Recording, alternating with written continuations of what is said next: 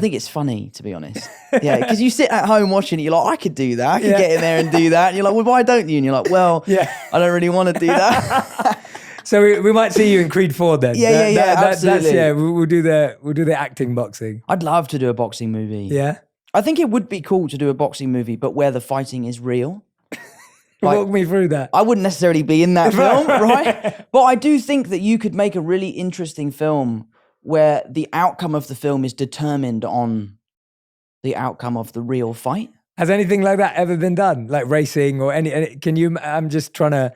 Not that I know of. Yeah, not that I know of. That's what I'm trying to think. It could be really cool. Yeah, wow. But yeah, I love boxing movies. I'm a sucker for it. Yeah. Which one's your favorite? I think Rocky 2 is probably my favorite. Yeah, I remember when we were in Billy Elliot, we had this room called the Billy Room, and there was always a Billy backstage while the show was going on because the show was so labor intensive. It was very dangerous. There's lots of moving parts. There's lots of acrobatics. It wasn't too uncommon for a Billy to get injured, and then there would be someone upstairs who would replace that Billy. And we would just hang out upstairs, and there was an Xbox and a television and all that sort of stuff. And one of the DVDs that we had, the two DVDs we had, was Step Up to the Streets, my favorite film of all time, and Rocky 2. And I must have seen that film 40 times. How many times did you practice the dance in the mirror? Oh, mate, I've got the whole dance down, bro. Can we see it? No.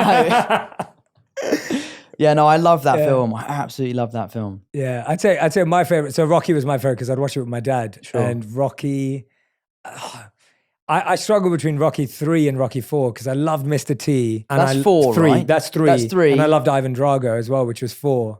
And they were both just such great movies. Yeah. It was just, it's such great entertainment, even though it's nothing like real boxing. Yeah, nothing at all. Nothing at like all. real boxing. But then I remember watching real boxing when I was growing up. It was Prince Nassim. Oh, man, So I love him. Yeah, my dad was a big fan of his, so I'd remember watching him a lot. I love his style. There's a video of him working with it's like a swinging bag, and he is so effortless.